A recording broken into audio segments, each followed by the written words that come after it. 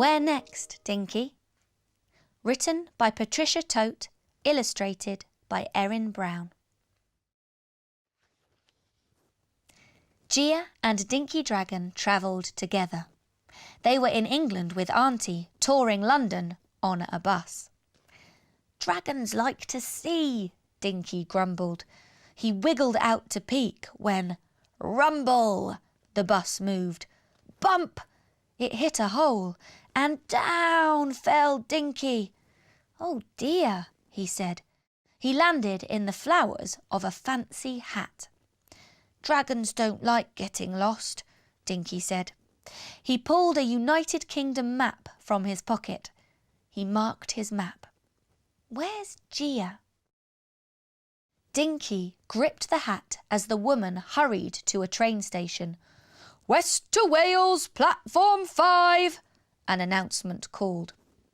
She dashed into a carriage and clickety-clack, they sped away. Dinky watched hills climb and fall.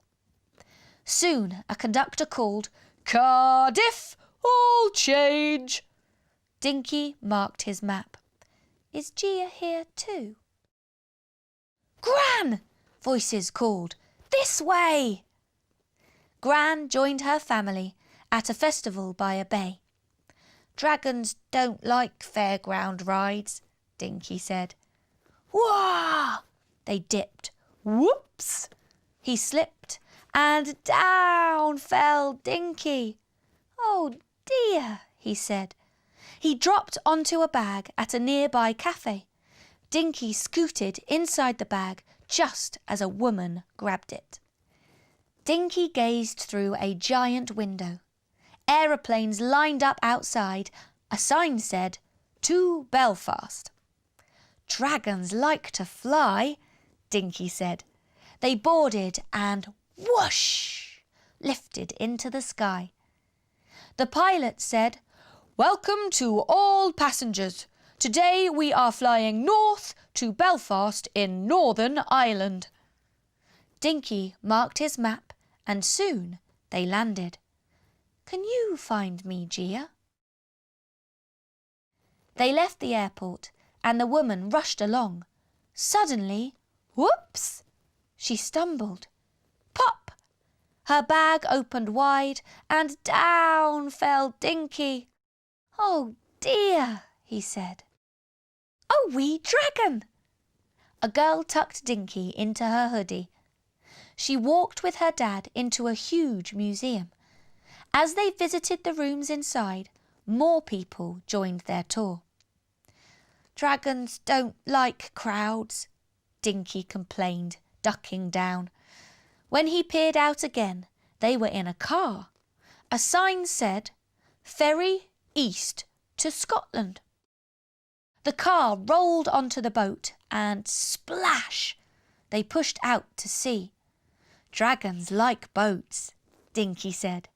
He watched the city shrink behind them and a tiny town grow in front. They docked and drove on. Hours later, they entered Edinburgh. Dinky marked his map.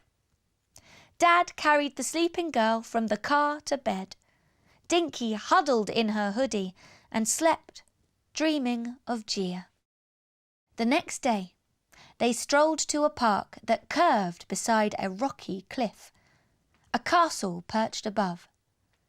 Dinky held on as the girl raced along the path. Then, boom! A castle cannon blasted. "Oh!" The girl jumped, and down fell Dinky. "Oh dear," he said. "Where am I?"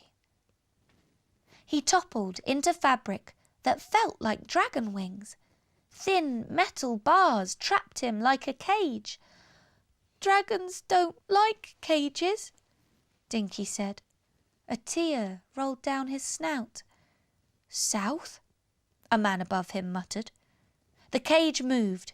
Soon Dinky heard clickety-clack, clickety-clack. When the clickety-clack stopped, they walked on. When they paused, Dinky heard traffic rushing by. "We've looked everywhere," someone nearby said. I must find him before I leave, Auntie, a familiar voice answered. Gia! Dinky struggled to get out. Then he heard a pitter-patter. It's starting to rain, said Auntie, and I've forgotten my umbrella. I'll share, the man said. Up the cage rose. Whoop! It opened, and down fell Dinky into Gia's arms. Dinky, Gia said, where have you been? She spotted the map in his pocket and opened it. Oh, I've missed you, Gia hugged him. Dragons love hugs, and Dinky loves Gia.